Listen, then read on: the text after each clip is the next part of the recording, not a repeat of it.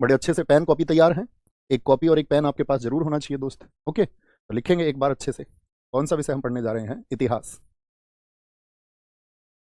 इतिहास, इसको हम 3 छोटे शब्दों में बांटते हैं।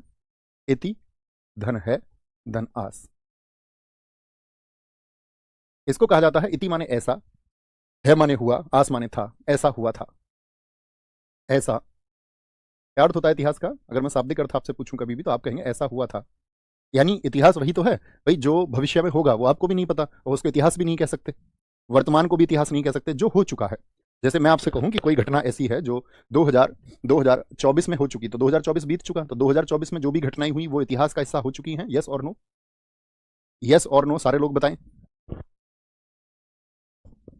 तो आप कहेंगे हाँ जी भैया। मैं बोलूं आपसे 2023 की कोई घटना है वो हो चुकी है, तो वो किसका पार्ट हो गई? इतिहास का। 1947 क्या इतिहास का पार्ट हो चुकी? मैं आपसे बोलूं अगर 1600 क्या इतिहास का पार्ट हो चुकी? मैं आपसे बोलूं सन 319 क्या इतिहास का पार्ट हो चुकी? मैं आपसे बोल दूं सन 570 क्या इतिहास का पार्ट हो चुकी? मैं आपसे बोलूं सन 712, और सन 712 को ही हम क्या कहते हैं? एडी, एनो डोमिनी। ठीक है, उसके बारे में इतिहास का एक क्लासिफिकेशन किसके द्वारा किया गया? किताब लिख करके हिस्टोरिका नामक किताब लिखी। कौन थे? जिनको हम फादर ऑफ हिस्ट्री बोलते हैं। तो आप कहेंगे इतिहास के जनक कहा जाता है हेरोडोट्स को। जब आप इतिहास पढ़ रहे हैं तो किसी भी विषय के फादर आपको पता होने चाहिए। इतिहास के जनक कौन है? Who is the father of history? इतनी छोटी अंग्रेजी तो लिख लोगे ना, फादर ऑफ हिस्ट्री। कभी बोलो नहीं भैया हमको तो ये भी छाप के दो। तो कौन है? हेरोडोट्स है। हेरोडोट्स। और हेरोडोट्स ने एक बुक लिखी थी, इनकी बुक का नाम है हिस्टोरिका। हिस्टोरिका बुक इन्होंने लिखी। Okay boss. तो हिस्टोरिका बुक इन्होंने लिख दी कि भाई उस समय का इतिहास उन्होंने लिखा कि भाई क्या स्थितियां हैं दुनिया में, किस तरह का समाज है, या उस समय की वहाँ की संस्कृतियों के बारे में लिखा दुनिया में। तो बहुत बड़ी व्यापक पुस्तक नहीं थी। यहाँ पर सबसे इंपॉर्टेंट बात आएगी, छोटा सा मैं आपको बताऊंगा, अभी बहुत व्याख्या नहीं कर रहे हैं क्योंकि बेसिक से एडवांस समझना है हमको। बेसिक चीजों को याद रखना है। एक छोटी सी चीज अपने दिमाग में जरूर रखना, इतिहास का विभाजन। अभी पूरा इतनी तरह से बांटते हैं इतिहास को पढ़ने के लिए। Classification of history. तो आप कहेंगे भैया इतिहास का विभाजन जो है वो 3 तरह से होता है मुख्यतः। एक तो प्राचीन भारत, एक मध्यकालीन भारत, और एक आपका आधुनिक भारत। एक आपका आधुनिक भारत। तो इतिहास के विभाजन को हम 3 तरह से करते हैं। एक तो आपका प्राचीन भारत होगा, अर्थात एंशिएंट इंडिया होगा। दूसरा आपका मध्यकालीन भारत होगा, मिडाइवल इंडिया होगा। तो मेरी आप सबसे रिक्वेस्ट रहेगी, आप कक्षा में ध्यान लगाना। अतिरिक्त बातों करोगे तो अपना फिर समय जाया करोगे और कुछ नहीं होगा उसमें। आधुनिक भारत, क्योंकि आप यहाँ पर इतिहास की कक्षाओं के लाए हुए होंगे। प्राचीन भारत की हम जो क्लासिफिकेशन करते हैं, तो प्राचीन तो मतलब पुराना भारत। अब पुराना भारत, उसके बारे में बहुत सारे तथ्य हैं, कब से है? तो अज्ञात से, यानी कि इंडेफिनिट टाइम से 712 एडी तक का टाइम है। 712 एडी यानी सन 712 तक का इतिहास। मध्यकालीन भारत में सन 712 से लेकर के औरंगजेब की डेथ जब तक होगी, मुगल काल में भारत पर शासक आएगा एक दिल्ली की गद्दी पर, कौन? औरंगजेब। औरंगजेब की मृत्यु तक का, क्योंकि औरंगजेब 1658 में गद्दी पर बैठेगा, 1707 तक गद्दी पर रहेगा। ठीक है, 1707 एडी।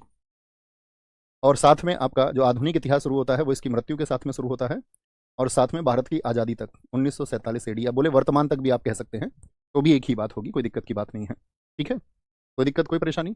प्राचीन भारत की हमने बात की। इस सेगमेंट को हम बाद में पढ़ने वाले हैं क्योंकि इस सेगमेंट का इन दोनों से कोई अर्थ नहीं है। थोड़ा बहुत जो संबंध होगा वो आपका आसानी से समझ में आ जाएगा।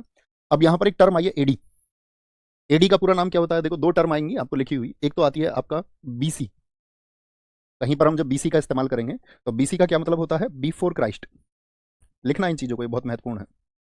बिफोर क्राइस्ट बोल दें, या इसको बीसीई भी बोलते हैं। बीसीई, बीसीई बोले तो बिफोर कॉमन एरा, यानी कि जो सामान्य समय है उससे पहले की बात। अब सामान्य समय किसको माना गया?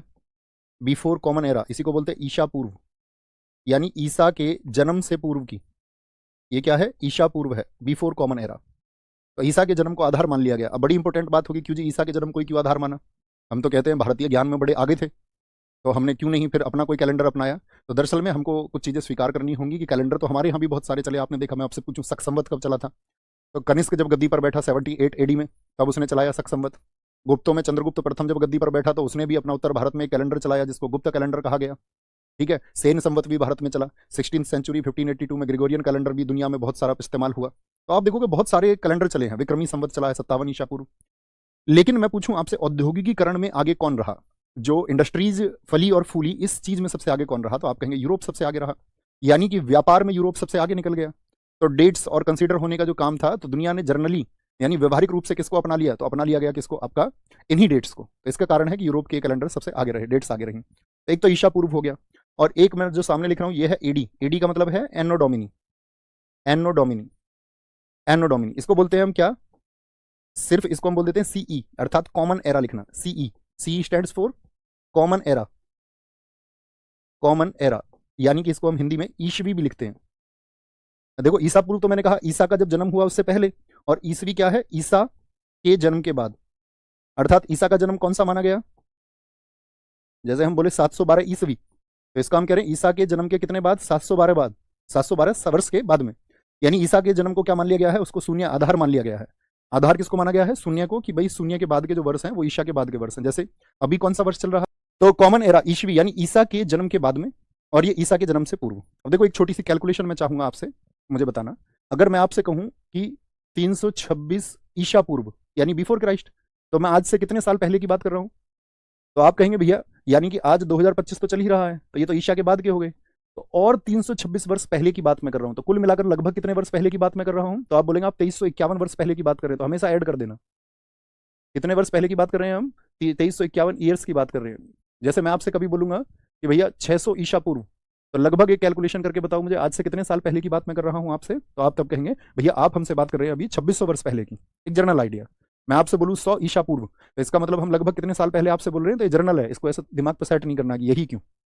बात क्लियर है, कोई दिक्कत कोई परेशानी इतनी छोटी सी बात में, तो आप कहेंगे नहीं कोई दिक्कत